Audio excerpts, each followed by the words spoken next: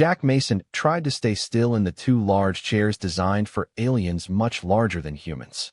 The diplomatic meeting room aboard the Harmonious unit glowed with technology far beyond what Earth had developed.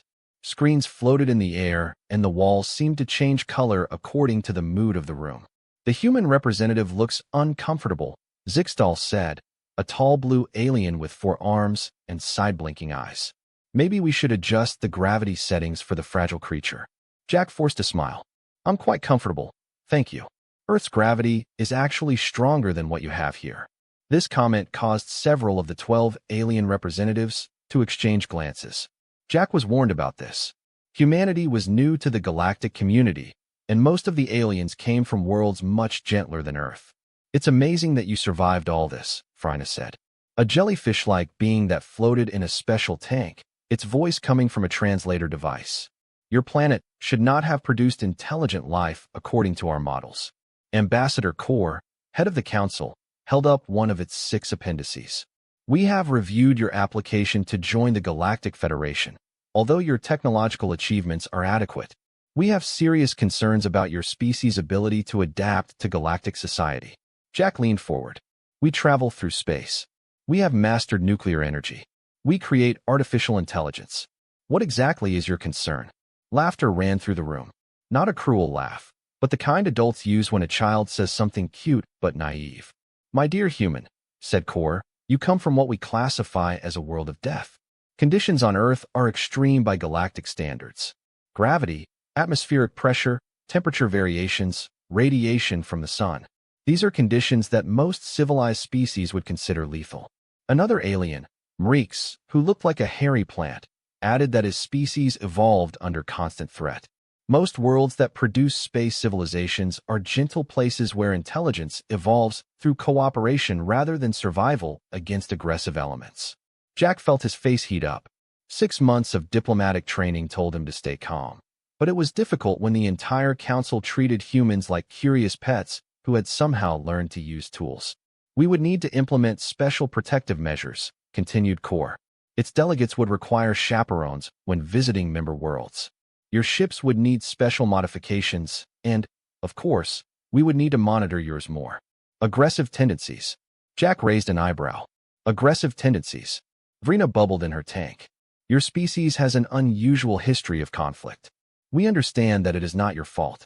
Evolving in such a dangerous world must have required the development of certain survival instincts, but these instincts will not be necessary in civilized space. I understand, Jack said, keeping his voice calm. What about protecting the Earth? We have detected signals that suggest hostile species in nearby systems. The aliens exchanged that look again, the one that said they found humans adorably naive. The Krell are not hostile.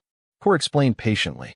They are simply more advanced, and sometimes carry out research that may seem daunting to less developed species. They have no interest in your world. Jack thought of the destroyed research station near Neptune, the one the Federation had written off as an unfortunate accident. He thought of the confidential reports of missing ships and the strange signals. But he didn't say anything. We propose provisional accession. Kor said Earth will have trade rights eels and limited cultural exchanges. We will provide protection technologies for your ships and representatives. In return, we ask that you follow all Federation protocols exactly and accept guidance from assigned mentors. Jack nodded slowly. This was better than they expected. Earth needed allies. It needed advanced technology. Even though these allies saw humans as fragile creatures from a mortal world. I will bring your proposal back to the Earth Council, said Jack. But I think you'll find that humans are more adaptable than you might think.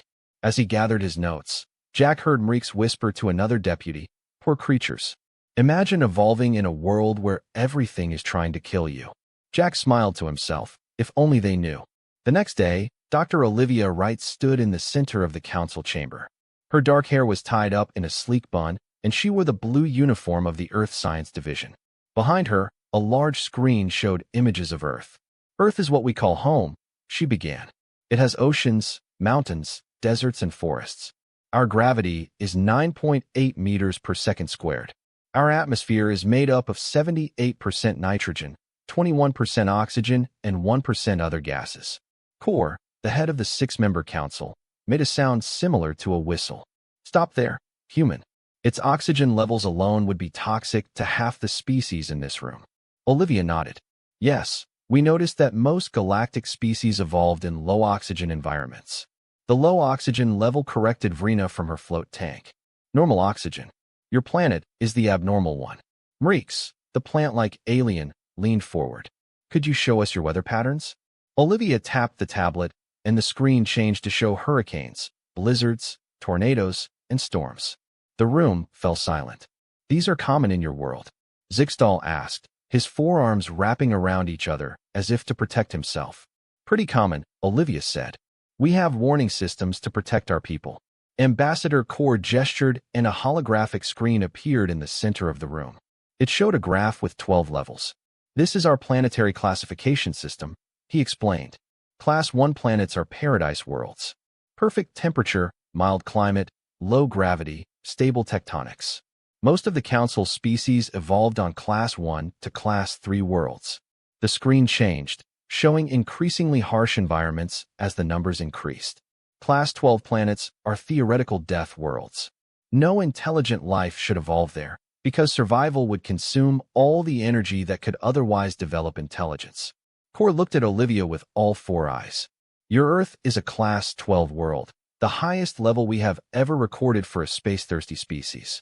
Jack, who was sitting in the back of the room, watched the aliens' reactions. Some looked scared. Others seemed surprised. None of them seemed to be laughing anymore. Olivia continued her presentation. The Earth has tectonic plates that move and cause earthquakes. We have more than 50 active volcanoes. Our planet goes through regular ice ages. Our magnetic field occasionally reverses completely. A small green alien named Plex raised a tentacle. How do you survive your sun's radiation? Our readings show that your planet receives dangerous levels of ultraviolet light. We adapt, Olivia explained. Our skin produces melanin for protection. We also use clothing and shelter. You are exposed to the sun. Plex looked shocked, without protective gear. Most humans like to sunbathe, Jack added while sitting. The council members looked at each other in disbelief. Vraxian, an insect-like alien with compound eyes, spoke for the first time. We must demand special environmental clothing for humans who visit other worlds, not to protect them, but to protect us. Their bodies must contain extraordinary defenses against pathogens and radiation. I agree, said Kor. The human immune system alone could devastate worlds with less pathogen pressure. Olivia tried to continue her presentation, but the council were now talking among themselves. Words like quarantine protocols and biological containment filled the room. Jack walked to the front to stand next to Olivia. I think we made a good impression, he whispered. It's not what I expected, she whispered back. They think we're walking biohazards from hell. Jack smiled. Better being seen as helpless space babies. Kor finally raised his limbs in silence. Dr. Wright, your presentation was very educational. The board needs to review our approach to Earth membership. We had not fully understood the extreme nature of their world. What does this mean for our application? Jack asked. It means, Kor said, that we need to understand how humans think. One species of such a world must have a psychology very different from that with which we are familiar. Jack looked at Olivia. That was progress, more or less. Tomorrow, Kor announced, we would like to learn about Earth's ecosystem, specifically what other life forms share its world of death. As they left the chamber, Jack couldn't help but smile. Wait until you hear about sharks. The third day of meetings began with what the aliens called a cultural exchange. Each species showed holographic images of their home planets. The Vraxians showed off their world first, a beautiful planet with 3 small moons and gentle purple oceans. Gravity was low and the insect-like aliens built huge honeycomb structures that reached into the clouds. Our species evolved in complete harmony with our environment, explained Vraxian Ambassador Kizik. We have no natural predators. Next came the Zalaxians. Their world seemed like a paradise with floating islands and constant rainbows. Our ancestors developed intelligence through artistic expression and meditation. Their ambassadors said proudly. Jack and Olivia exchanged glances. All the worlds they saw were calm, peaceful, and safe. No wonder these aliens thought Earth was strange. When it was Earth's turn, Jack stood up. Earth has diverse environments, from Arctic ice to tropical forests to deep oceans. He showed images of the Earth's natural beauty, the Grand Canyon, the Amazon rainforest, and the Great Barrier Reef. The aliens seemed impressed by Earth's variety, but they also seemed confused. Where do humans hide from the dominant species? Asked Mreeks, the plant-like alien. Jack paused. I'm not sure what you mean. Kor leaned forward. Each world develops a dominant species, the life form that controls the environment. In which parts of your planet do these cutting-edge creatures allow humans to live? Jack looked at Olivia, who looked equally confused. I think there is a misunderstanding. Jack said slowly, humans are the dominant species on Earth. The room was filled with a sound like bubbling water, the alien version of laughter. Forgive us, said Vrina from her tank. But you can't be the ultimate species of a Class 12 death world.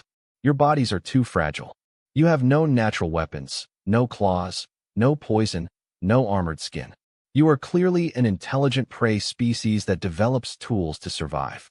Jack felt his face heat up. We are not prey. There's no shame in that, Zixtal said gently. Many intelligent species evolved from prey. It makes sense. You needed to be smart to survive your predators. You don't understand fundamental mind-human evolution, Olivia said, taking a step forward. We did not develop intelligence to hide from predators. We developed it to become better predators. The alien looked at her. Impossible, said Plex, the little green alien. Their teeth were not designed for hunting. Their muscles are weak compared to true predator species. You lack speed and strength. What we lack in physical attributes we make up for in endurance and tool use, Jack explained. Early humans were persistent hunters. We would chase prey until it passed out from exhaustion. The room became very silent. You chased prey.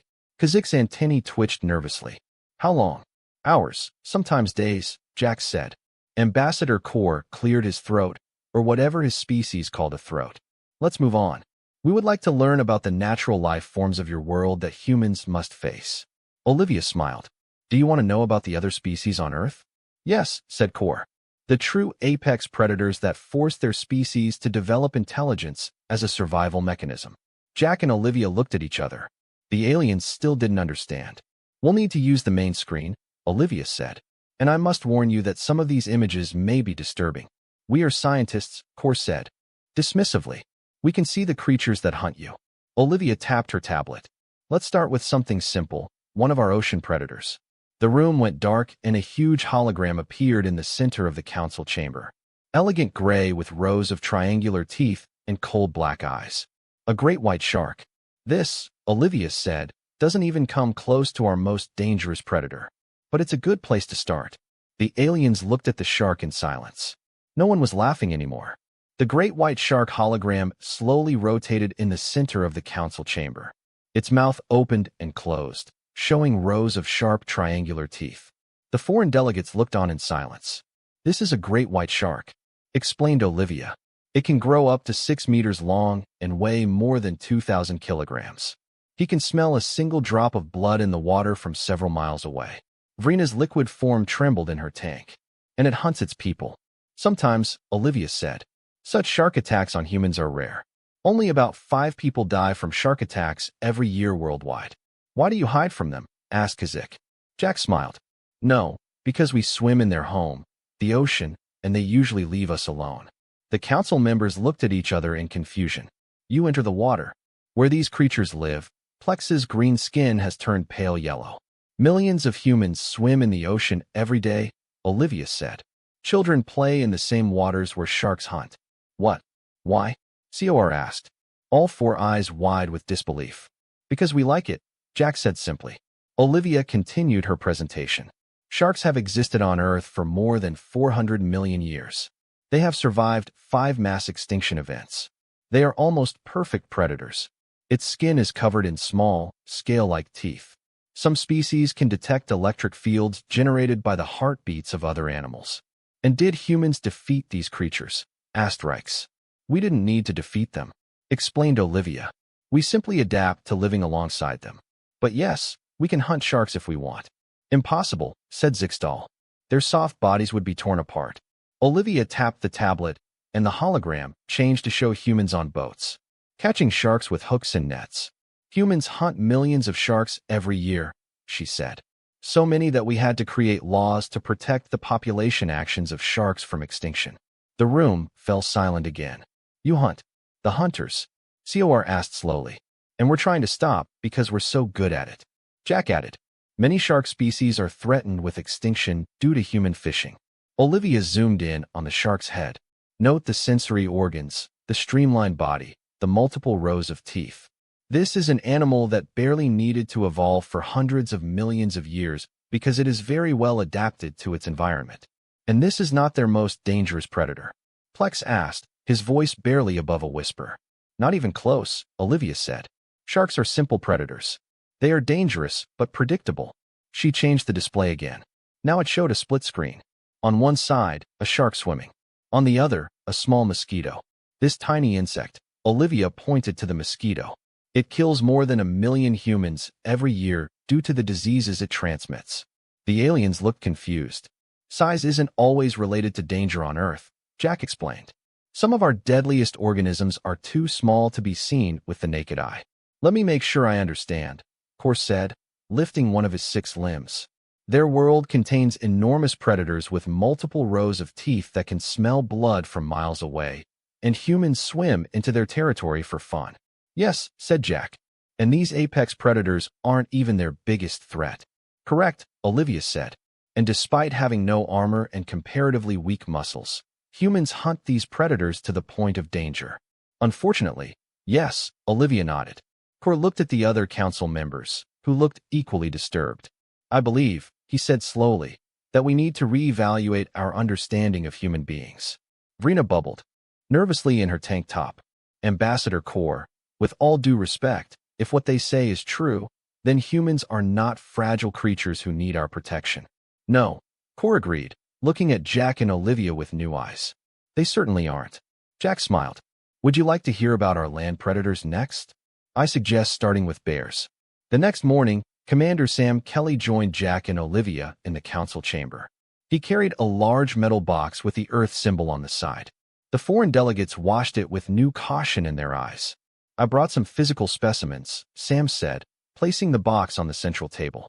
Sometimes it helps to see things up close. He opened the briefcase and carefully removed a large curved object. It was white and hard, lined with sharp triangular spikes. This is the jaw of a tiger shark, Sam explained, holding it up. Not as big as the great white we showed you yesterday, but still an impressive hunter. The aliens moved away from the jaw. Vrina's tank bubbled quickly. Can I touch it? Reeks asked, extending a wicker-like limb.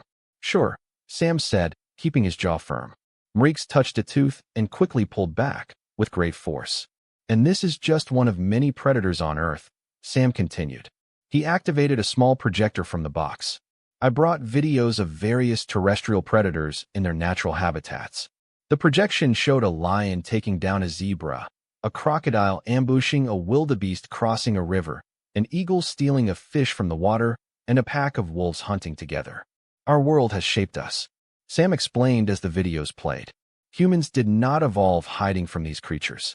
We evolve along with them. But how did you survive? Kazik asked, his compound eyes reflecting the hunting scenes. You have no natural defenses. Sam smiled. We have the greatest defense, our brains. Early humans were physically weaker than many predators, but we learned to survive in rich tools. He showed a new video, reconstructions of early humans hunting with spears and working together to take down large prey. We weren't the strongest or the fastest, Sam said, but we could think, plan, and work together. We could track animals for days. We could set traps. We could learn from our mistakes. You hunted. As a pack, asked Kor. We still do that, Sam nodded. Human cooperation is our greatest strength. Sam took another object from his briefcase, a curved wooden stick with a string attached to both ends. This is a bow, he explained, a simple tool that allows humans to kill predators from a safe distance. As a result, even the most dangerous animals became our prey. The aliens looked at the simple weapon with newfound respect. Throughout our history, Sam continued, humans have had to be smart to survive. We lit fires to cook food and ward off predators. We build shelters to protect ourselves from the weather and animals. We created medicines to fight disease, and you did all this in a world that was actively trying to kill you. Plex asked. Our world wasn't trying to kill us, Olivia said. It was just a challenge for us. Each obstacle has made us more adaptable. Jack took a step forward. That's why we seem strange to you. Your species evolved on gentle worlds with few threats. You have developed intelligence through peaceful means. We develop intelligence as a survival tool. And now you have become the apex predator of your entire planet, Kor said slowly. Yes, Sam agreed. Humans have become so successful that we now work to protect the same predators that once hunted us. We create nature reserves for lions, tigers, and wolves. We have laws against hunting endangered species such as sharks and bears.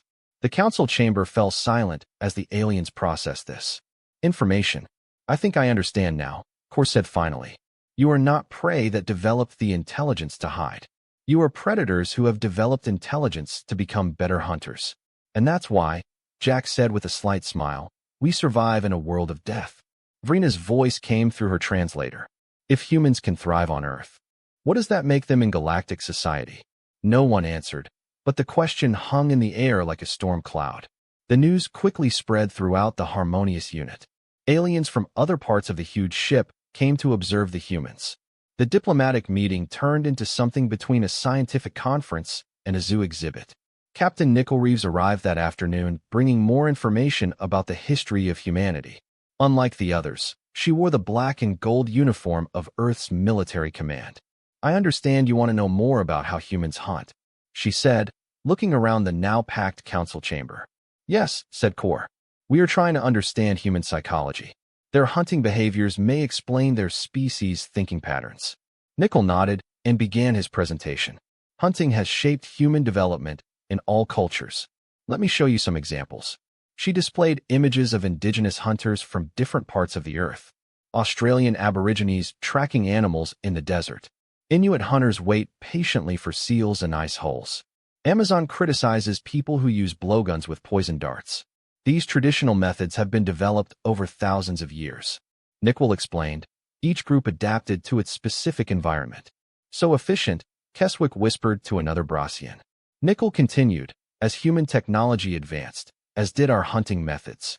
She showed images of medieval hunters with falcons and dogs trained, colonial big game hunters with rifles, and modern conservation efforts. We became so effective at hunting that we had to create rules to limit ourselves, she said. Without these rules, many species would be extinct. You curb your predatory instincts. Reeks asked. We tried. Nickel said it doesn't always work out. Humans have driven many species to extinction through overhunting. Zik even raised one of his forehands. If you are such efficient hunters, why do you need guns? Why not hunt with your natural abilities? The question made Jack smile. The aliens still didn't fully understand. Our natural ability is our intelligence. Nickel explained patiently. Making tools is part of being human. Early humans used simple spears. Modern humans use high-powered rifles with thermal sights.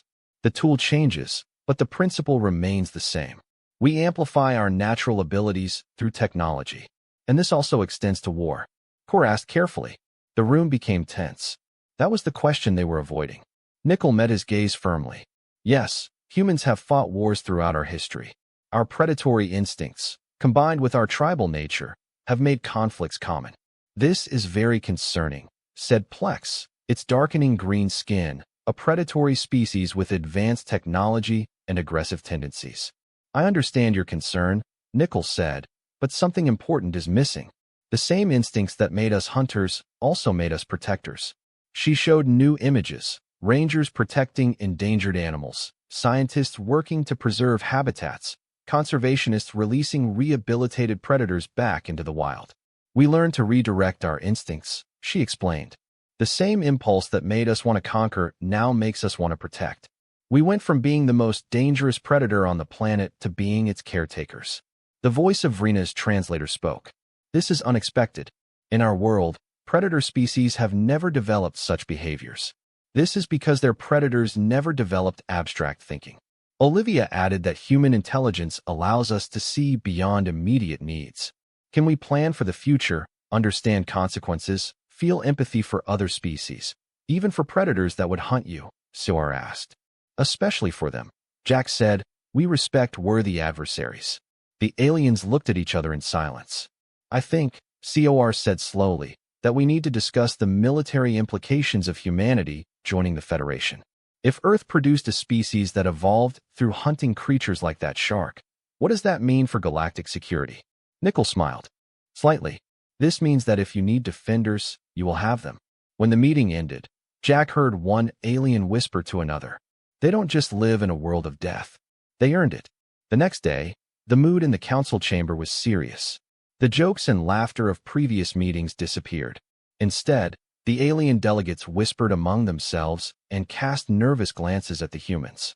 Admiral Alan Patel arrived during the night in a small Earth ship.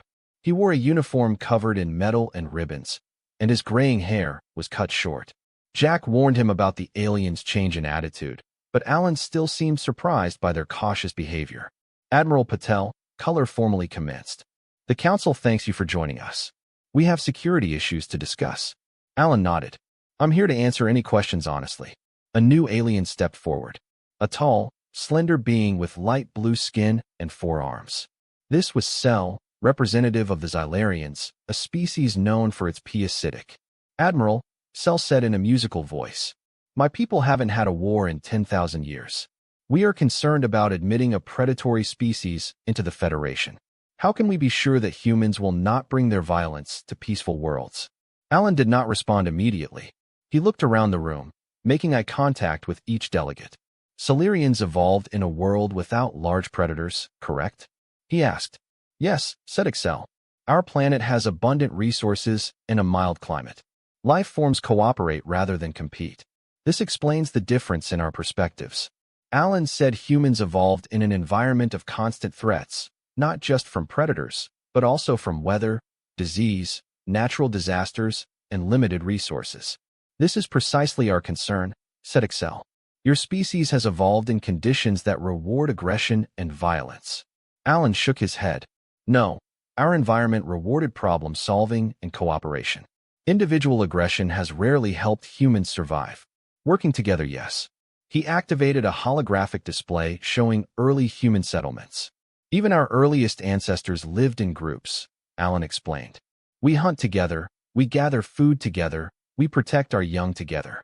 The lone human wolf was usually a dead human. The display changed to show modern human cities, hospitals, and schools. Everything humans have accomplished, Alan continued. We did this through cooperation. Yes, our history includes conflicts, but our greatest achievements have come from working together. But its military capabilities began to disappear. Our extensive, concluded Alan, because our world has taught us to prepare for threats. Humans plan for the worst while hoping for the best. Jack watched the aliens' reactions. They were listening, but still didn't seem convinced. Let me put it this way, Alan said. Humans don't seek conflict, but we are uniquely equipped to deal with it when it arises. Our evolutionary history has created not only physical resilience, but also psychological adaptations, stress responses, risk assessment, and strategic thinking. You're describing a perfect warrior species, Kors said calmly.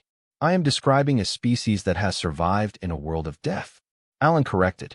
These same characteristics that make us potentially dangerous also make us excellent problem solvers, explorers, and, yes, protectors. Zell's forearms moved in a complex pattern that seemed to indicate deep thought. You are suggesting that humans could serve as defenders of the Federation? Zell asked. If necessary, Alan nodded. Although we prefer peaceful cooperation and commerce. Kors stood up, his 6 limbs unfolding to his full height. The board should consider this information carefully. Admitting a dead worldwide species into the Federation is unprecedented. Take all the time you need, Alan said. But remember, the same traits that allow us to hunt sharks and survive storms also allow us to develop medicine, create art, and reach for the stars. Judge us by all our actions, not just our capacity for violence. When the meeting ended, Jack approached Alan. What do you think? Jack asked. Will they accept us? Alan watched the aliens leave the chamber. They are afraid of us now, but sometimes fear can lead to respect. Olivia joined them. At least they're not laughing anymore. 2 months passed without any decision from the Federation Council. The Earth representatives returned home to wait. Jack spent his days filling out reports and wondering if the mission had failed. Then came the emergency call. This is the core ambassador of the Galactic Federation. The message said holographic. We request immediate assistance from Earth's military forces. Maurician pirates have attacked our outer colonies. Our regular defenses have failed. Within hours, Earth's newly commissioned battleship Intrepid was preparing for its first combat mission. Jack, Olivia, Sam, Nicole, and Alan volunteered to join the crew. "The Federation is testing us." Alan told them that as the ship sped toward the jump point, they wanted to see how humans respond to a real threat. The trip lasted 3 days. When they arrived on the colony world of Valera, they found destruction. The small Federation outpost was on fire. Maurician ships circled the planet, their weapons still firing at the survivors. "The Moraxians were never so bold," said the colony's few surviving defenders. "They usually only attack cargo ships, not entire colonies." Jack watched from the bridges. Alan studied the tactical display. The Moraxians had 15 ships, all heavily armed and protected by energy shields. The Intrepid was outnumbered. "What's your plan, Admiral?" Jack asked. Alan smiled. "Let's think like hunters, not soldiers." He called Sam and Nicole to the bridge and explained his strategy. They would use Earth's unique approach to combat, not by fighting directly, but by using intelligence, patience, and sudden attacks. "The Moraxians expect us to fight like the Federation forces," Alan said, "but we are predators from a deadly world. We hunt differently." The Intrepid moved silently through the debris fields surrounding the planet. Instead of announcing their presence, they watched and waited. They studied Maurician patrol patterns, identified the command ship, and deployed small stealthy drones to track enemy movements. "Just as our ancestors tracked their prey across the savannah," Sam said calmly. As night fell over the colony, the Intrepid made its move. They didn't attack all 15 ships at once. Instead, they targeted the 3 ships furthest away from the main group. "Like a pack of wolves separating the weak from the herd," Nicole observed. The Earth ship moved with surprising speed and fired with deadly accuracy. 3 Maurician ships were disabled before they could call for help. They then used the captured ship's communication codes to confuse the remaining fleet. The Moraxians began shooting at each other, unable to distinguish friend from foe in the darkness. "They're not used to fighting at night," Olivia noted. "Your species evolved in a world with 3 children. They rarely experience darkness." By morning, Intrepid had disabled or destroyed 12 of 15 Maurician ships without sustaining significant damage. The remaining 3 fled into deep space. While rescuing the colony's survivors, a message arrived from the Federation Council. "Impressive," the core hologram read. "Very impressive. The Federation has been fighting Maurician pirates for decades without success. Your only ship accomplished what our fleet could not." A week later, the Intrepid returned to Federation headquarters. This time, there was no laughter when the humans entered the council chamber. Instead, the aliens were respectful. The Federation Council made a decision, the core announced. "Earth is here accepted as a full member of the Galactic Federation." The chamber erupted in applause. Furthermore, the core continued when the noise subsided. "We request that Earth assume a leadership role in the Federation Defense Forces." Jack looked at his fellow men with pride. From being ridiculed as fragile creatures, they were now asked to protect the galaxy. Later, as they celebrated, Vrina approached Jack. "I must apologize," she said through her translator. "We thought that you were weak because you came from a cruel world. We didn't understand that your world made you strong." Jack smiled. "It's a common mistake. People often underestimate what they don't understand. We won't make that mistake again," Vrina promised. "No one in the galaxy will ever laugh at humanity again."